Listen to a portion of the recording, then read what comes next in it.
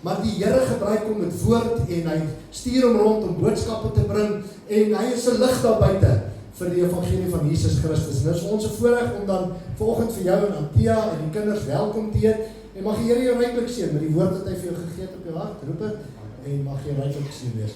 Here, dankie dat ons vir Rupert kan bid vanmôre. Ons vra dat jy hom ryklik sal seën met die krag van die Heilige Gees, die salwing wat op sy lewe is, dat hy sal bring dit wat U vir hom voorberei het om te bring. In die magtige naam van Jesus Christus. En ons gemeente sê saam, Amen. Is hierdie aan, kan julle my hoor? As ek reg. Dankie Anton, dit was kry, jy het so mooi gepraat nou, ek dink jy het alles gesê wat ek wou sê, so ons gemaak Stefan. Nee, maar dankie vir dit, ek dink dit was vir my 'n great bevestiging van waar ek vanoggend met julle gaan gesels, en dit gaan 'n bietjie oor daai vuur, maar dit gaan ook, wat gebeur as daai vuur blus? En wat gebeur as daar vuur uitgaan? Soos julle reeds gehoor het, was ons jare terug, was ons in die gemeente gewees, en Sampie en ek, saam in die jeug, en ek sê net Antia sê vir my, yes, hy Sampie agteruit kavier, ons dink dit aan die ou jeugkampe, en dan die kavier maak nie so, dan is dit 'n keer gaan. So dit was lekker tye gewees, en ek het hier my vrou ontmoet, dis sal dit nie glo nie, maar ek het, eerste keer toe ek haar sien, was in die kamertjie hieronder gewees, nee, wacht, ek nou nie mooi praat, het was nie alleen nie, het was allemaal saam, en ek sê vir my vriend, daar staan en ek sê, wie is Riedel? Hy sê my mee moet weg, hy is vol. Maar gelukkig het ek nie aan hom geluister nie, en vandag is ons getrouwd, en 23 jaar getrouwd, 3 kinders, en dis great, ons het net 'n fantastiese lewe saam, so ek is so bly, ek het nooit na daai vriend van my geluister nie, hy is pastoor ook, maar ek sal hom 2 keer dink voor ek na sy gemeente toe gaan, want ek dink hy lei ons van die pad af op die Exodus. Ja, dis great om hier te wees. Hoekom ek vir julle vertel van my kinders, ek dink dit is vir my belangrik, en is iets wat, en ek wil net gou vinnig noem, so dit is reg, ek is nie, hierdie doen ek nie professioneel nie, hierdie is maar net my, ek love om te praat oor die woord van die Here, ek love daaroor as die woord vir my oopgaan, en ons was onlangs het ons gepraat met 'n klomp studente, en ons gepraat oor purpose in hulle lewe, en iets het gebeur tydens daai sessie, klein sessie man, 'n paar mense voor ons, en ons praat met hulle oor purpose, en die een wil begin te huil, en sy snot en haar trane, sy huil, want sy gaan, gaan dit 'n keer. En ons is naderhand klaar met die sessie en ek dink dit was 10 minute later, dit draak jy goed op na die boonste vertrek toe ons klaar was en hier staan hierdie girl nog steeds langs die pad en sy huil en sy is besig met 'n vriendin. En ek sê, wat gaan aan? Is nie hier. Dit wat jy daar gesê het, was net vir my so 'n eye-opener dat my lewe verander. En hoekom ek dit vir my so great is ons praat, ek en Andrea praat na die tyd, praat ons daaroor, toe sê ons, weet jy, baie keer dan wil ons bid vir mense om gesond te word, hulle oë moet oopgaan, hulle ore moet hoor, en dis die fisiese genesing wat ons sien, die fisiese genesing wat moet plaasvind, en almal van ons strewe daarna, om wanneer ons vir iemand bid, dat dit met hulle kan gebeur. Maar weet jy, hoe great is dit, as die Here iemand se geestelike ore en geestelike oë oopmaak, en hulle kan lewensveranderinge kan sien in hulle lewens wat vir ewig waardevol is, en vir generasies daarna waardevol is. So dit is wat ek lief is voor, as ek die woord lees en tyd saam die woord spandeer, is daardie goed wat vir my daar, wow, jeez, dis net eintlik amazing. En ja, dis my obviously voorreg om te kan share. So, ja, as daar foutjies is en hier en daar verskoon maar, so ek sê ons is nou nie my professionele job nie, so. En dan wil ek net verskoning vra as ek so lank so hier en daar die Engels tussenin sit om ek is baie jammer. Wat aan die Betty het gesê, sy sal vir jou vertaal na die tyd. So as daar vrae is, dan kan sy hanteer. So ja, dankie. Dit is great om 'n klomp ou gesigte te sien. Baie van die gesigte is baie ouer as wat ek hulle gesien het. So ek moet net mooi onthou wie hulle almal was, maar dit is great om hier te kan wees. Maar hierdie tema is, en ek kan my eerste slide opsit, is vir my baie naby aan die hart. Dit gaan oor generational drift. Ek praat 'n bietjie oor daai vuur wat Anton net van gepraat het, en wat gebeur as daai vuur, hoekom blus daai vuur baie keer, en wat moet ons doen om daai vuur aan die gang te hou? Dis iets wat vir my naby aan die hart is, want vir my is familie alles. Jy weet, as ek luister na iemand wat in die bediening staan, en of hulle nou predikant is, en ek gee om hoe groot die gemeente is wat hulle het nie, en of hulle, whatever ministry, ek luister altyd hoe praat hulle met sy vrou, hoe praat hy met sy vrou, hoe praat hy met sy kinders, hoe praat die kinders met die ouers, hoe praat die vrou met die man, want ministry gebeur nie net daar buite nie, dis iets wat in jou huis moet gebeur. As ek dit nie in my huis kan regkry nie, hoekom gaan doen ek dit daar buite? Want, die Here kan dit sekerlik gebruik, en ek sê, ek sê nie, hy kan dit nie gebruik nie, maar dit is van kardinale belang, dat die Here eers in jou huis in orde is, jou huis reg is, die manier hoe ek my vrou en my kinders hanteer, dit is my belangrik. Jy weet, ons het 3 kinders deur, en die jongste een is nou 16, so hulle is in die tienerstadiums, en ek kan vir julle sê, in my huis was daar onder geen, en dis nie omdat ek goed is nie, omdat ek die Here vertrou en hierdie goed vir my oopgegaan het op 'n stadium. Daar is geen plek in ons huis waar enigeen van my tieners deur daai teenagers gegaan het, tienerjare, waar hulle moet van die pad af gaan en allerhande van die goed moet draai en ongeskik moet wees met hulle ouers en met die mense rondom hulle. Waar staan dit in die Bybel? Waar leer ons dit? Dis die wêreld hier buite wat vir ons leer, dis wat moet gebeur as ek 'n tiener word. Ek moet hierdie goed gaan aanvang. En ons sê, okay, dis nou maar right. Ons doen dit. Nergens in die Bybel staan dit, dat dit is iets wat moet gebeur nie. So in ons huis, en dis nooit iets wat ek vir hulle gesê het, hulle mag nie doen. Dis net nooit daar gewees nie, maar dis iets waarin ons nie glo nie. En dit is wat vir my belangrik is, dis hoekom dit vir my so belangrik is, en hierdie topik so naby aan my hart is, dat jou ministry begin in jou huis. En jy kan na die volgende slide gaan, en dis waar ek met julle gaan gesels. As ons kyk na die storie van Rigters, en almal van julle ken al hierdie mooi verhale van Rigters, ons ken vir Samson, en ons ken vir Gideon, en ons ken vir Othniel, en ek weet nie wat alle interessante name daar, die wat die stories daar ken, en verskoon, maar die slides is nou maar in Engels, maar dit is net om my te guide, om te weet wanneer om wat te sê. So. Dan is dit 'n verskriklik interessante storie, as jy na die hele Rigters gaan kyk. As jy so 1 tree terugstap, en jy kyk na Rigters in globaliteit, dan kom jy agter, hoorie, maar daar is iets in Rigters besig om te gebeur, wat homself herhaal. Gebeur oor, en oor, en oor, en oor. En dit wat daar gebeur, is nie net 'n storie nie, dis 'n spieelbeeld, 'n prentjie van elke een van ons lewens, waar ons vandag hierso lewe. Dit is van toepassing op elke van ons lewens. It's amazing om daarna te kyk, en dit was my tyd sien, dit was my great geweest dat ek sien. Maar die laaste vers in Rigters, Rigters 21 vers 25 sê, in those days, there was no king in Israel. Everyone did what was right in their own eyes.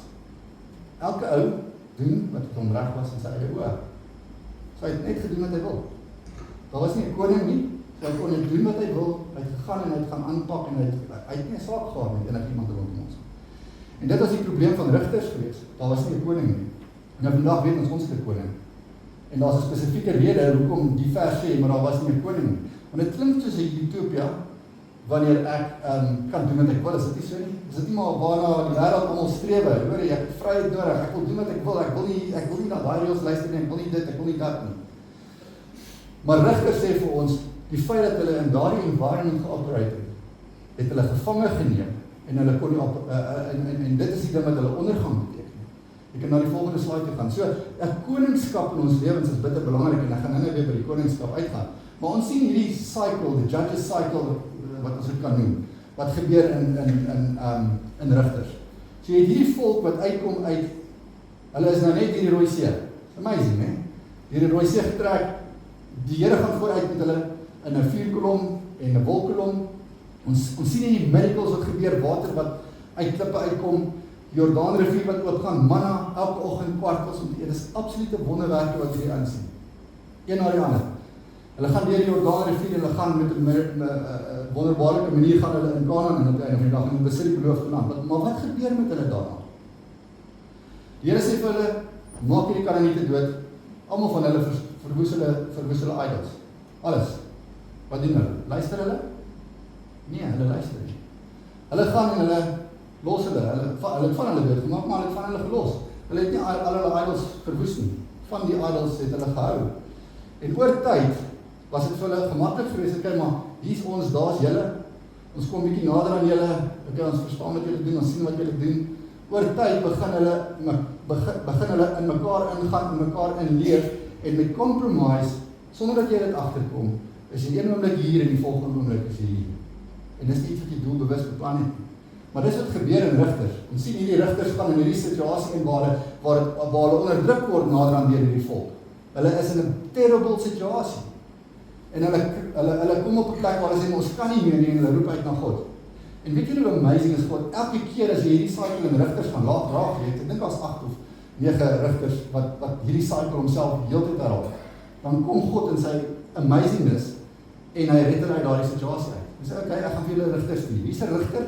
Hierdie ou gaan julle nou vat en hy gaan vir julle uit daardie situasie uithaal. En dit is fantasties. Hierdie volk is net te bly. Hulle word gered. Maar weet julle wat gebeur daarna? Hulle slyp die mense en hulle hou die idols. Wat gebeur? Paar jaar van vrede. Hulle kom in 'n situasie waar hulle onderdruk word. Hulle roep uit na God. God moet hulle red. Hulle is te bly. Wat gebeur? Hulle doen dieselfde ding oor en oor en oor en oor. En ons sien dit altyd gebeur. Ek kan na die volgende slide toe beweeg. So wat is die rede vir hierdie sirkel wat homself herhaal? En julle het gesien, is nie net 'n sirkel nie. Dit is eintlik 'n spiral. Want as jy in Judges gaan lees, dan sal jy sien, maar hoor jy, hulle het nie bad begin nie, maar hier is daar waar hulle geëindig het, was terrible, en ek sal net vir julle dit wys. Maar dit gaan oor spiritual amnesia, om te vergeet. Kan julle glo dat die eerste generasie, in hierdie vers, dui die eerste generasie na Josua. Josua het in hierdie beloofde land ingegaan, en die eerste generasie na Josua, sê die Bybel, and there arose another generation after them, who did not know the Lord, or the work that he had done for Israel. Een generasie later, weet nie meer wat het God vir die volk gedoen. Hulle het vergeet. Want die stories van wie God is nie oorvertel nie. En ons sit in ons huise, en dit is waar ek kom, wat ek nou net gesê het, hoekom dit so belangrik is. Ons sit in ons huise en ons dink om nie die stories oor te vertel wat God in my lewe en vir my ouers en vir my as 'n volk gedoen het, nie, is okay. Ons hoef dit nie oor te vertel nie, die kinders sal hulle eie pad volg. Die Bybel sê, een generasie na Josua, het die mense vergeet wat het God gedoen. Totaal en al. Ek kan imagine wat die 2 generasies daarna gedoen. Hulle het nie eens geweet wie is God nie meer. Daar was 'n tempel gewees en daar was sekere goed wat hulle gesê het, okay, maar ons moet hierdie goeders doen, en hulle het nie geweet hoekom hulle dit moet doen nie. En as gevolg van die feit dat hulle vergeet, het hulle gedrift. Al hoe verder en verder en verder van God afgegaan. 5, nou daar onderste blokkie, 5 is not intentionally taught. 5 if not intentionally taught and protected is rapidly replaced by the surrounding culture. As jy nie intentioneel jou geloof oordra en vir mense rondom jou vertel en wat begin by jou gesin nie, dan gaan dit gereplace word met iets daar buitekant. En dis wat Anton nou gesê het, as ons nie aanhou om daai vuur aan die gang te hou en groter te maak nie, dan gaan dit gereplace word met iets wat daar buitekant is. Ek gaan gerus na die volgende slide toe gaan, baie dankie. So, hoe werk dit? Want ons sien hierdie, wat het gebeur in hierdie situasie? hulle kom op die eerste plek waar hulle sê, okay, maar nou het God het gesê eintlik ons moet hierdie mense doodmaak, maar ons los hulle bly lewe. En nou sê ons lekker maar ons aanvaar dit, ons tolereer dit, man, hulle is daar, ons is hier, ons tolereer wat hulle doen. Oor tyd sê ons maar, Jesus, hierdie partytjies en hierdie goedjies wat hierdie ouens doen, dit lyk net te great, dit lyk lekker. Dit lyk nie asof hulle dit gaan werk met hulle in die lewe nie. Hulle crops, want dit was landbou gewees daai tyd, hulle crops en hulle finansiële situasie lyk goed. Hulle prosper. So hoekom kan ek nie ook bietjie gaan doen wat hulle doen en dan begin ek bietjie toets, ek begin bietjie kyk wat hulle doen en ek begin dit saam met hulle doen en ek sien ek is nie so bad nie. Dit gaan met my ook al hoe beter en beter en beter. En die volgende ding wat hulle doen is hulle gaan join die social festivities van daardie nasies langs hulle. Hulle gaan join dit en hulle word deel daarvan. Die volgende oomblik sê hulle maar, "Jesus, julle vrouens is mooi. Ek gaan nou met julle vrouens trou." So dit beweeg van 'n plek van waar ons dit tolereer. Ons sê, okay, maar nou gaan ons dit verdra en ons begin deel word daarvan, waar dit naderhand deel van my gesin en my huis word. En weet jy wat gebeur? Die oomblik as ek dit doen, dan bring ek die idols in my huis en die volgende stap wat gebeur is ons worship saam. Ek neem aan, die manier hoe jy worship is fine, die manier hoe ek worship is fine, kom ons kry 'n middelweg en ons doen sommer albei saam. So daar's plek vir die en daar's plek vir daai. Ons sit op 'n Sondag hier, maar in die week gaan doen ons daai. Dis wat gebeur het. Jy kan, so close, so ek sien nie daardeur, moenie jouself in die omgewing van die wêreld en die kulture daar buite wat jy negatief beïnvloed. Ek sê nie bly weg daarvan nie, maar as jy nie boundaries, spiritual boundaries in jou lewe het, en ons gaan nou 'n bietjie meer daaroor gesels. As jy nie spiritual boundaries in jou lewe het, dan is dit gevaarlik om te assimileer met daarin. Want jy gaan daarin getrek word. As jy nie 'n alternatief het nie, gaan dit jou wegvat van dit af. Nou Chris gaan na die volgende slide toe. So daar's 3 goeders hoekom dit vir die Israeliete so lekker was, maklik was om te sê maar okay, ek gaan in hierdie sirkel in beweeg en ek gaan in hierdie cycle ingaan, hè. Die eerste ding wat gebeur het is hulle het gesê sonde is lekker. As ek doppe wat hulle doen, dis lekker en is maklik. Dis man, en ek het dit net gesê, dit gaan goed met hulle. Hulle hou sulke lekker partytjies, hulle is altyd so lekker smaal op hulle gesig, hulle het genoeg geld, hulle het genoeg, hulle is gesond, die hele hoogste sien ons sonde is lekker. Dis aantreklik. So, dit trek my na dit toe. Dis wat gebeur. Die tweede ding is, dit het nie dissipline nodig nie. Ek het nie geestelike dissiplines in my lewe nodig nie. So, die Here moet elke keer kom en hy moet hulle suiwer uit 'n situasie uit. So wat is hy vir hulle? Hy's 'n panic button. Nee? Elke keer wanneer iets in my lewe gebeur en ek verloor my werk of iemand is siek in my huis of dan draai ek na God en ek sê vir hom, Here asseblief, U moet help. Dis nou die tyd dat U moet help. Wat van al die tussentyd? Waar was jou verhouding met die Here al die tussentyd gewees? En dis baie keer dan dink ek, ja, dis eintlik die Here is great en hy help ons, nee. Dis amazing hoe hy is. Maar hy ken nie eens ons stem nie, hy ken net ons stem wanneer ons op sy knoppie druk om ons te help. En dis presies die prentjie van die Israeliete. Elke keer as hulle in die nood is, dan draai hulle na die Here toe. En sê net een stap terug wat ek wil geshare rondom die sins feel easier than surrender.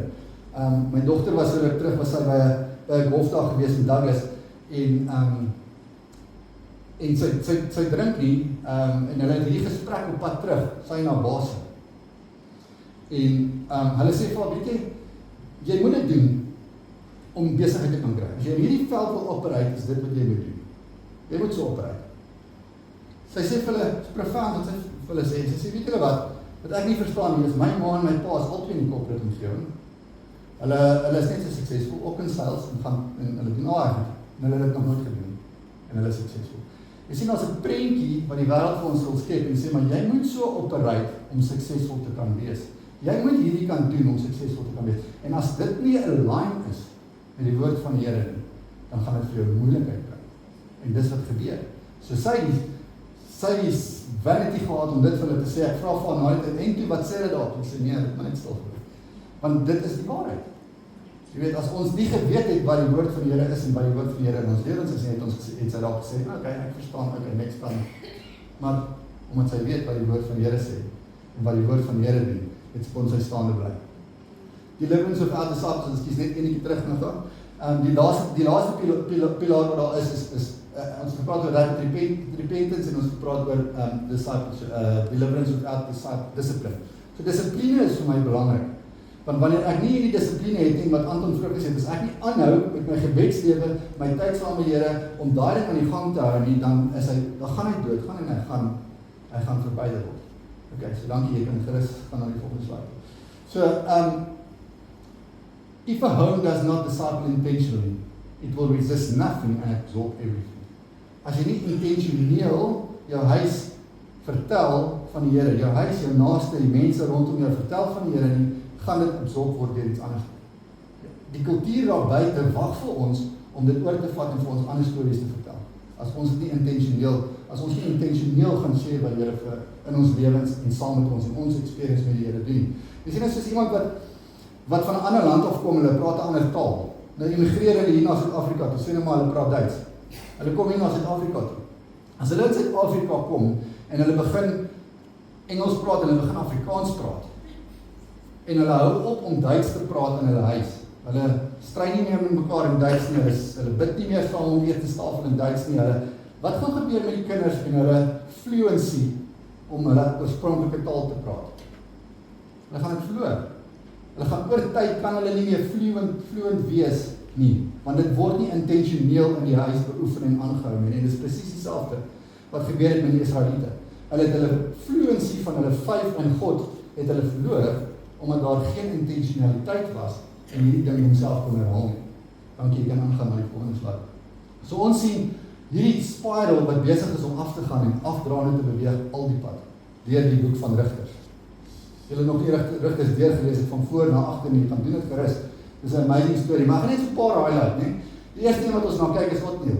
Otniel was 'n rigter, hy was seker die beste een van hulle almal gewees. Sy voorvaders was Caleb gewees, so hulle kom uit hierdie omgewing waar Caleb Canaan oorgeneem het saam met Joshua.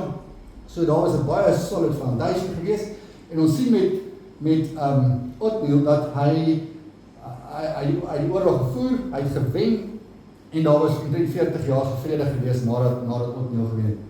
En die Bybel sê niks bad van hom nie, hy het goed klaar gemaak, kan ek sê, hy het goed afgetree, so daar het niks bad met hom gegaan nie. Maar dan gaan ons al verder en verder in Rigters en dan kom ons byvoorbeeld by die ou daar in die middel, Gideon. En die meeste van ons ken die storie van Gideon. En dit is 'n wonderlike storie, hoe die Here hierdie ou vat, hy sê vir hom, hy's daar besig om pars uit te trap met sy voete, want hy's bang. Nee? Dit is so grappie daar by ons, waar jy sê, hy's bang man, hy was bang man, hy het daar gestaan in die gars, en hy het besig om goed uit te trap, want hy was bang die Midianiete sien hom. En die Here kom na hom toe, hy sê vir hom, you're a mighty man of valor. So God praat met hom in sy potensiaal, en hy praat nie met hom in wie hy op daardie stadium is nie. En dis die vermoë wat God het, en as ons van kyk na die mense wie God gebruik in Rigters, is almal mense wat flawed is. Hulle is nie 100% reg nie. Maar God het die vermoë om hulle te vat, en hy praat in jou potensiaal in, nie in wie jy op daardie oomblik is nie.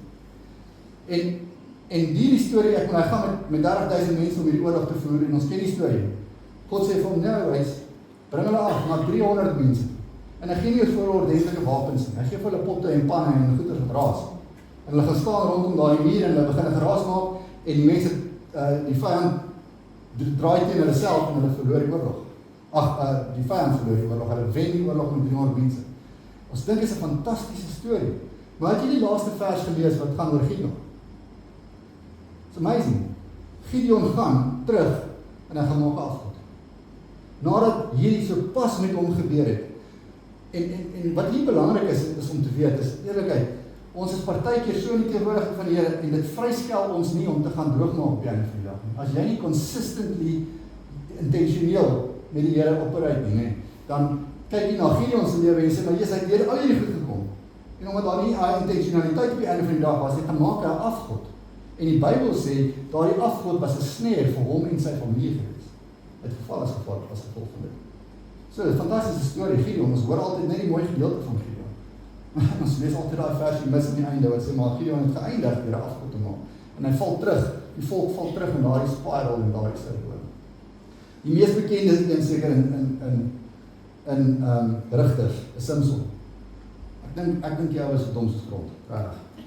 As jy daai storie van hom gaan lees, dis net ridiculous hoe hierdie ou die een fout na die ander fout en hy leer nooit uit een fout uit nie. Of hy een ding uit nie. Hy maak net een fout na die ander fout en hy herhaal dieselfde fout. Ek bedoel, as 'n vrou 3 keer na jou toe kom en vir jou sê, ag, jy my lief. Jy het my nie regtig lief nie, want jy wil nie vir my sê waar jy jou krag nie. Iewers moet daar 'n liggie aangaan en sê, maar hoor jy, sy wil jou gebruik. Iewers dit. Maar ons sien vir Samson, hy begin eintlik op die beste plek van al hierdie rigters. Hy sê Nasareen.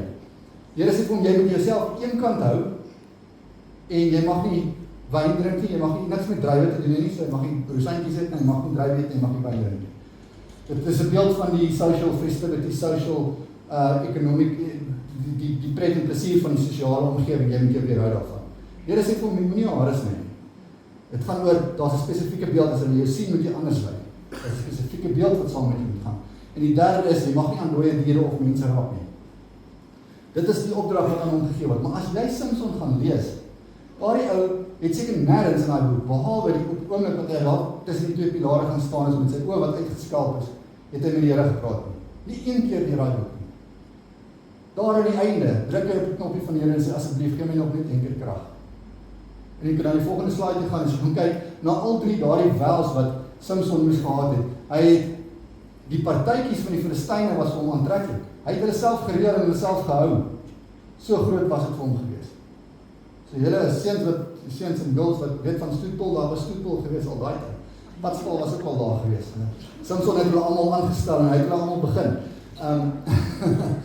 Maar dit was vir hom great gewees. Dan het hy nie net na daai partytjies gegaan nie, hulle vrouens was vir hom aantreklik gewees. So hy beweeg in 'n omgewing in waar dit absoluut gevaarlik raak en hy begin hulle normes, hulle gewoontes, hulle maniere aanleer. Hy bly nie net weg van die kultuur nie. Die derde ding is, julle ken die storie van die leeu waar hy die leeu doodgemaak het en hy gaan op 'n later stadium terug en hy gaan al die heuning en die goed en hy eet die heuning uit die leeu uit die karkas uit. Die wel wat gaan oor jy met jouself rein hou, jy mag nie aan dooie diere vat nie. Hy het nie 'n saak daarmee. Ons het hier so 'n ou wat en dan bo dit alles is hy eintlik 'n superheld. Hy het amazing krag, maar dit is alles gesentreer om homself. Hy neem vengeance omdat hulle sy vrou doodgemaak het. Hy neem elke keer as jy gaan lees van wat hy gaan doen, hierdie amazing goed wat hy gaan doen, hy staan 300 mense met 'n kakebeen of 3000 mense met 'n kakebeen dood of hoeveel ook al. Maar dit is omdat hy kwaad was. Net om vengeance te vat in homself. Hy het nie 'n saak met die Here gehad. En op die einde van die dag sien ons hierdie storie waar hy gaan staan en hy sê, maar Here, gee my nog een keer krag. En weet jy dat die ergste van daai vers is Judges 16 vers 12. He did not know that the Lord had left him. Hy het nie eens geweet die Here was nie saam met hom gewees. Hy dink ek's nog aan kyk. En dis die gevaar van drift. Om te drift uit die teenwoordigheid van die Here af. Hierdie mense het nooit op een stadium besluit, ek gaan nou vir Baal dien. Ek wil vir Baal dien. Hulle het nie. Hulle het deur hierdie assimilasie, hierdie proses van wegbeweeg stadig maar seker, het hulle eendag voor hulle oop uitvee, was hulle weg van God af gewees. Om van die Here af te beweeg, kon niemand van ons besluit om dit te doen. Maar as ons die kultuur rondom ons oopmaak en sê, maar hulle gaan vir my besluite neem, hulle gaan die pilaar wees waarop ek my lewe gaan bou, dan gebeur hierdie slou drift gebeur outomaties oor tyd. Jy weet, as jy kyk na die Bybel en ons gesing, die tempel van die Here, ons gaan na die tempel van die Here, gewoonlik is die tempel of die teenwoordigheid van die Here was altyd op 'n berg of 'n hoë plek gewees. Nou, mens kan nie teen 'n hoë berg opdrift nie. Jy kan nie teen 'n hoë berg opgly nie. Jy kan net wat van hom afgly. Om op te gaan en nader in die teenwoordigheid van die Here in te gaan, kos dissipline. Dit kos werk, dit kos effort om in die teenwoordigheid van die Here in te gaan en in die teenwoordigheid van die Here te bly. Andersins, as ek nie daai effort insit nie, dan gaan ek gly. En dis ongelukkig wat gebeur.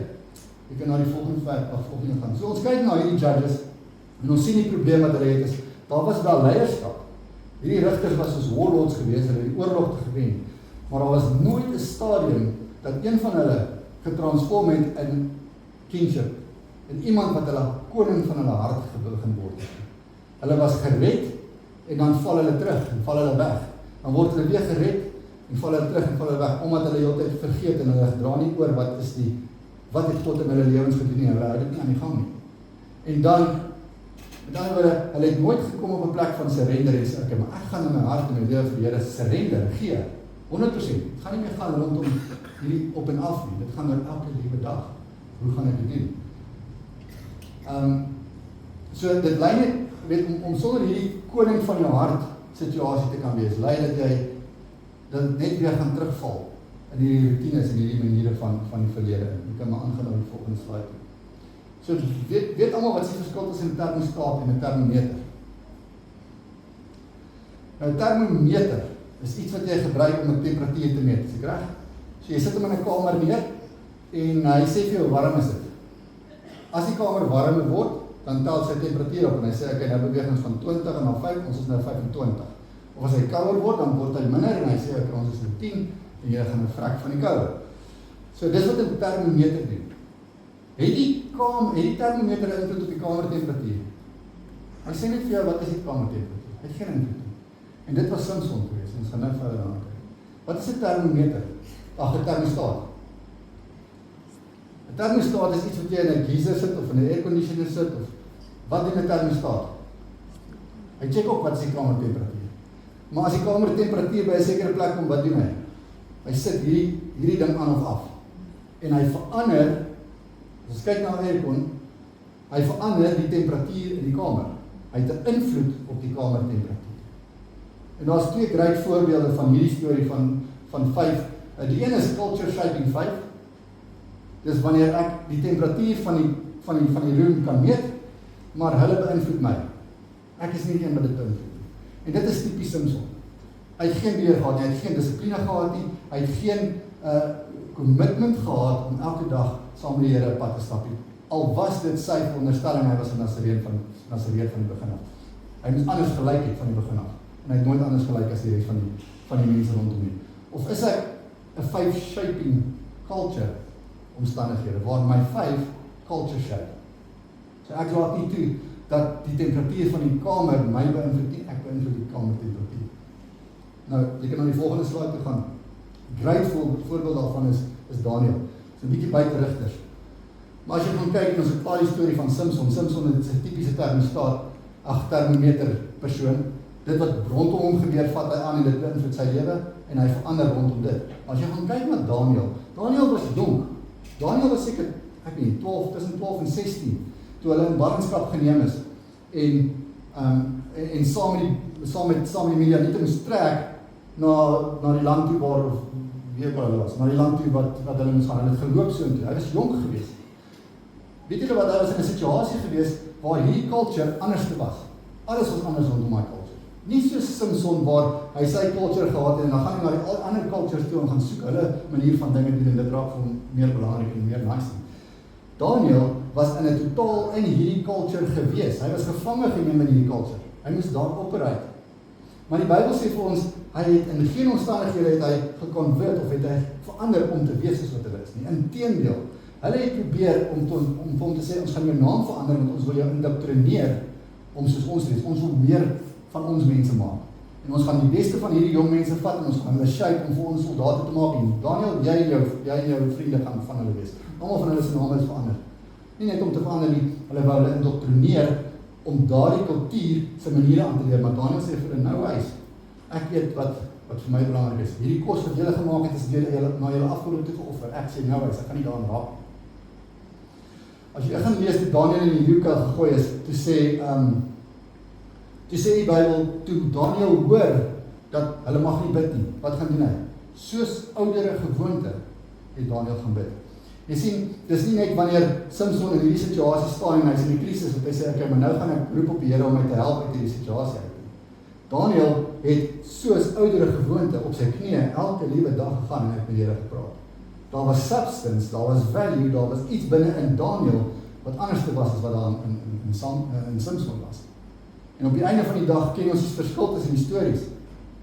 Weet, jy kan redeneer en sê, maar Simpson het hier tussen die pilare gestaan en die goed gebreek en ek dink 3000 mense of meer mense is dood op daardie stadium. Maar weet jy wat, die Filistyne en so aan is dood, maar wat het dit aan sy generasie gedoen? Wat het dit aan sy familie en sy mense gedoen? Niks.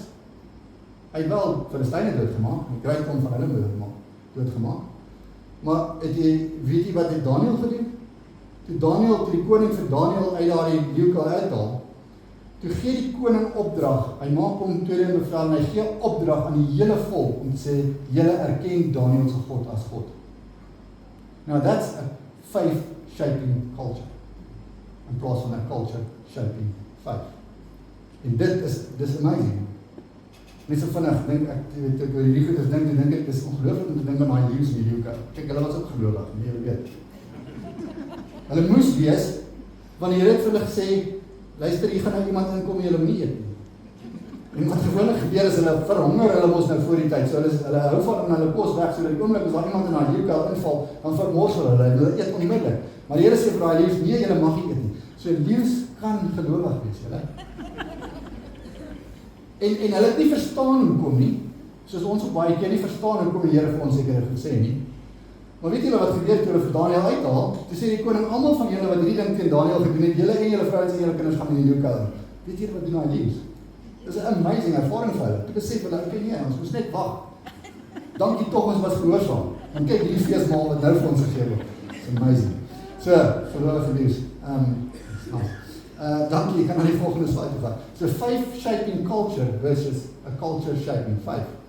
Nou, ek wil afsluit na die einde toe van my boodskap kom en sê maar, weet julle wat, kom ons kyk net bietjie na hoe maak ek in my lewe om seker te maak dat ek sustain a faith that can shape culture. En ek wil die voorbeeld gebruik van 'n trellis. 'n Trellis, ek weet nie wat se woord in Afrikaans is, maar dis wanneer jy tomaties plant en die tomaties moet rank. As ek nie iets het vir die tomaties om teen te rank nie, wat gaan gebeur? Hulle gaan op die grond gaan hulle rondrank en hulle gaan rondloop en die mense gaan daar loop en die diere gaan daar loop en dit gaan vuil wees. En dis eintlik 'n gemors.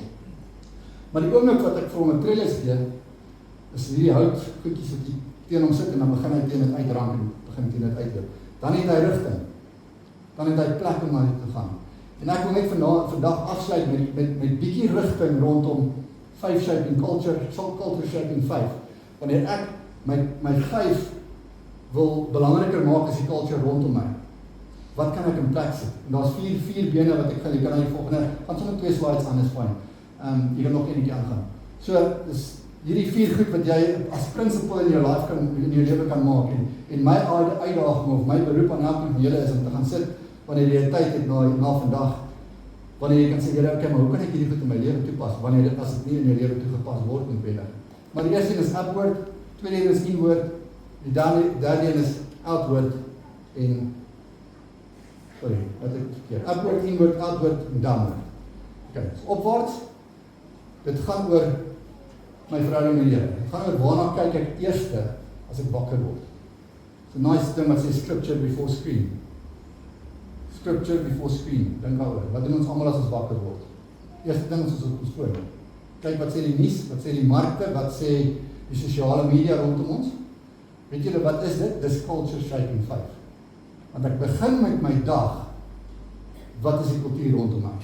En ek laat toe dat die kultuur rondom my, en wat nou deur die loop van die aand gebeur het, en wat ek kan sien, ek laat toe dat dit my dag gaan vorm.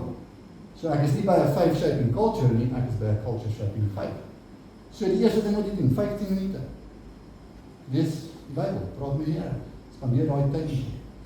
Dis upward, so hy moet die eerste een wees waant jy gaan. Inward, is wanneer jy gaan self-reflect, miskien aan die einde van die dag, of iewers wanneer jy 'n tyd van vas wil hê, of waar jy net vir jouself kan sê, Here, maar wat is die goed waar culture my shape?